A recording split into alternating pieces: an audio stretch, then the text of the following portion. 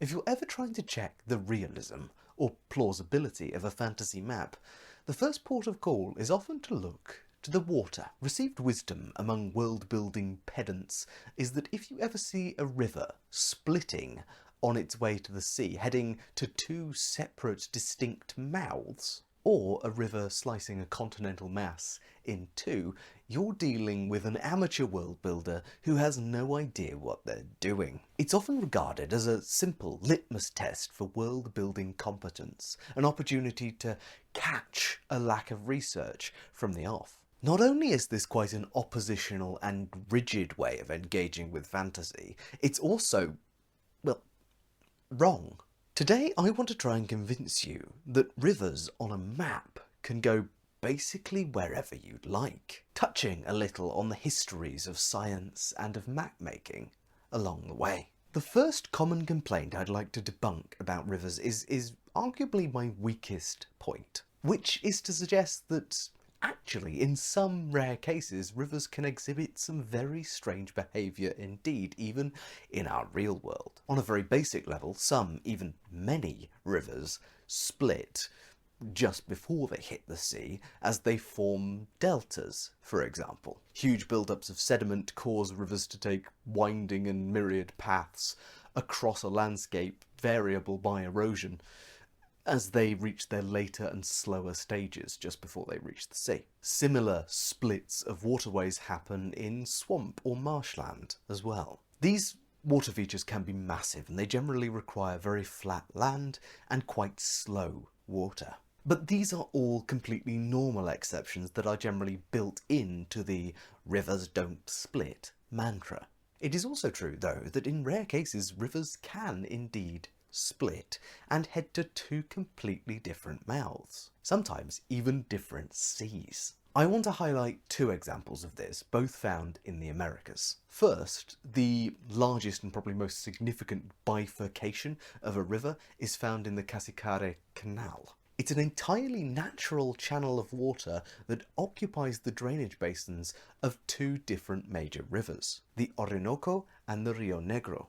It feeds into both river systems, eventually supplying the broader Orinoco River, which reaches the sea in Venezuela, and the Amazon, which meets the sea in Brazil. The Casicare Canal makes this one massive interconnected system because water from both rivers intermingles, mixes, and heads in both directions towards the sea from here. For a more visually striking example, we should look to North America, to Two Oceans Pass, which is fairly self-explanatory. Essentially, a creek in Wyoming splits into two separate streams, roughly equally divided in terms of the amount of water they carry, due to a rock formation splitting water to both sides. In these near-perfect conditions, both streams actually survive as waterways and continue on their way towards separate seas, merging with larger drainage basins of larger rivers, emerging both in the Gulf of Mexico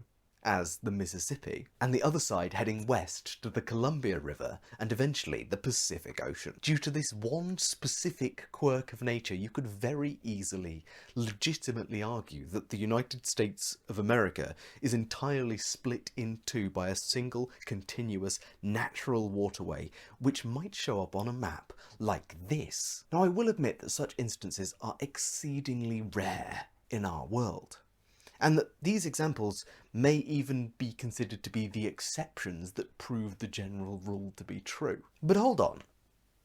Why does this map from the 13th century demonstrate river bifurcations galore? Continuous waterways splitting entire masses of land, and also a bright red sea. Did the world look different back then? Did rivers play by different rules? Of course not. A map is a visual representation of information that the map maker deems to be important. There is no such thing as an objective map of any place. Even Ordnance Survey maps, which are genuinely some of my favourites, they're in no way objective or total representations of a place. They don't record what types of crops are grown in any given field. They can only tell you what the predominant type of tree is in a woodland generally. They're famously bad at marking private property boundaries, and they have been known to generalise or smudge together buildings in dense urban areas. And being a top-down map, they cannot accurately map or demarcate the land use of mixed-use multi-storey buildings, for instance. If you need to find your way through a multi-storey shopping centre, an Ordnance Survey map just isn't designed with your purpose in mind. And that is fine. Different maps have different purposes and intend to show different information, to make different narratives. But to suggest that fantasy maps are, or indeed should be, representative of the exact ground which they depict is ridiculous. Let's take Middle-earth as perhaps the most classic example of a fantasy map. If we're being truly pedantic, there isn't even close to any sense of scale here. The way mountains are drawn are representational at best. And the level of tree cover on this map is laughably low, even if we take each individual marked tree to be part of a broad woodland. And there's absolutely no way that these are the only roads, or these the only rivers for that matter. This map is a companion to the narrative. It gives broad features of geography on a large enough scale to understand the major geographical players involved, and it's evocative enough to inspire the visual stylings of fantasy maps as we know them today. To all intents and purposes, this map does its job, and it would do that job just as well if, say, the rivers on it were completely unrealistic. The irony of this is, of course, that if we do take this at face value, Middle-earth does have some really rather baffling rivers. The Anduin, for example, runs alongside the base of the Misty Mountains for almost the entirety of its course. A feature of a river that generally sits within a valley between two areas of high ground. But there are no hills or mountains to be seen to the east of the Anduin. Furthermore, the river just happens to find one low point between two seemingly otherwise adjoined mountain ranges. The White Mountains and the mountains surrounding Mordor. Honestly, if this river were plotted based upon the map that we have here, the Anduin would most likely carve off its course to the east towards the Sea of Ruin. Again, this is if we take the map at literal face value. The important thing is that none of this is a mistake. Tolkien's map was made for a story to take place inside it. It needed obstacles, destinations, and enough factions and civilizations to make for a complex enough military tableau for some of the final battles. After the fact, it also serves to give readers a sense of the magnitude of the hero's journey and a sense of their progress as the book is read. That's probably part of why there are so few tributaries marked, because fording those tributaries provided no narrative benefit, no story-relevant challenge. Even if we were to see Tolkien's maps as diegetic, as cultural artifacts straight out of the world of Middle-earth, this offers no more impetus for these maps to be either comprehensive or accurate in a literal geographic sense. Frankly, if this map is a product of any culture in Middle-earth due to the density of description in some areas and relative paucity in others, we're looking likely at a person native to Eriador, who has likely been informed fairly well by travellers from specifically Gondor and Rohan. More likely sea traders, seeing as the landbound details between these areas are sparse, and the coastline seems a little more detailed. These folk and their informants might not really need to know or care to know if the Anduin is actually one continuous river, or perhaps it's two different rivers that have been smudged together on this map. One river that starts in Lorien and one which starts in the Grey Mountains and then carves off east to run through the Mirkwood to the Sea of Ruin. Honestly, for the travellers from Gondor and Rohan who probably informed this map, smudging the rivers together like this might make some degree of sense given how far our supposed informants, geographical informants, are from this supposed meeting point of the two rivers. Or the one river, we don't know. Maps aren't just filled with the biases and assumptions of the cultures who create them. They can also simply be unrepresentative of the physical realities of a world. And sometimes a misrepresentation in this style is intentional. Sometimes maps are not drawn for the purpose of accurate surveying and cartography, but for the purpose of telling a story about a place, informing a narrative, or giving people a sense of the land that they are in, rather than a map that can be used with a compass and lines of latitude and longitude and a timekeeping device to set a course across a land. Honestly, for most of history, maps are stories told through art. Seriously, even with relatively modern techniques and the intent to do an accurate survey, it's often quite hard to get a river course right. Just look at Livingstone's difficulty in locating the source of the River Nile. He found and identified mistakenly the Lualaba River, which turned out to be in the Congo's river system instead. And he was literally exploring the area for the purpose of making maps of these river systems. This stuff is hard. And if you're operating in a world without gravity as a discovered explanation for water's behaviour, without a sense of erosion and deposition as features of rivers, without tools to measure flow, and without the basic scientific understanding of exactly how rivers function in the first place, of course you're going to get rivers wrong on your maps, especially when those maps are not scientific surveys of land. Which, as far as I can tell, very few fantasy maps seem to be. And this leads me to my last point. Who's to say that hydrology and gravity are true in this world at all? The Mappa Mundi may be fascinatingly wrong as an actual representation of physical space. But what if we were to interpret it not as a cultural artefact of the 13th century, an attempt to map theology and myth onto the known geography of the Mediterranean and Near East? And what if we take everything this map says as truth? What if rivers can form a straight line to cut across a continent? Or branch and converge whenever they feel like it? I'll remind you that all the wrong maps of history were attempts to represent a truth. I mean, even into the 18th century we see maps where lakes drain into two completely separate rivers with two completely separate mouths, because the truth of hydrology was not a leading thought in cartography yet. Look to One Piece, a world governed by rules that simply aren't true in our world. I'm not talking about shape-shifting superpowers or impossible ships, but a river. This whole video's about rivers, ostensibly.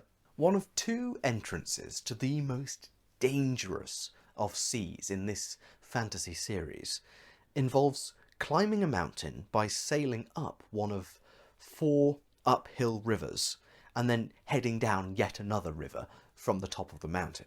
Under our understanding of physics on Earth, there is no way that such an event could occur. And that's fine. It's just telling us that real-world explanations just aren't going to fly when it comes to this story. Wondrous, magical, and fantastical things are going to happen. It's fantasy, after all. Before gravity was the explanation accepted by science, we broadly knew that water tended to go downhill. Before surface tension was fully worked out, we knew that you could slightly overfill a glass of water and it would bubble on top and not quite spill over for a moment.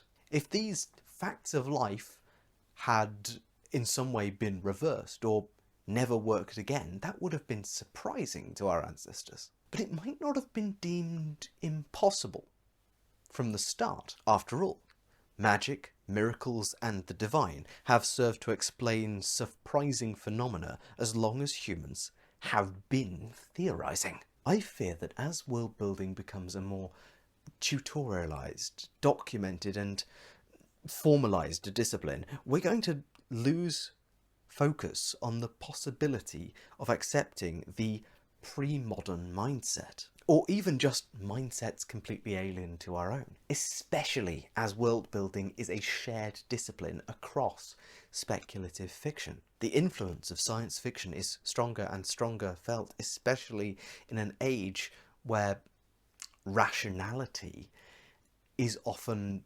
pitched as at odds with traditional methods of faith-based truth, for example. I hope that critiquing rivers, tectonics, watersheds and climates doesn't become the only accepted way to engage with a world as depicted on a map. Because the point of speculative fiction is not to create a world and then ensure that as much as possible it mirrors the Earth, except for the predetermined areas where it's decided that this world's going to be a bit strange. That's the wrong way round to look at speculative fiction. We should start with the basic assumptions and truths as to what this world is like, the unique selling points if you're going to get commercial with it, and then speculate as to what a world that exists with those constraints and truths would actually look like. Yes, we've only experienced life on Earth as a species, so it can be easier to lean on that experience, but it's a crutch, and one which can actively harm the development, enjoyment and success of worlds that don't play by those normalised rules. So the next time you see a river that looks physically impossible on a map, I hope you pause long enough to consider who made the map? Why was it made? And if this particular world relies, as much as we do, on our understanding of physics in the 2020s.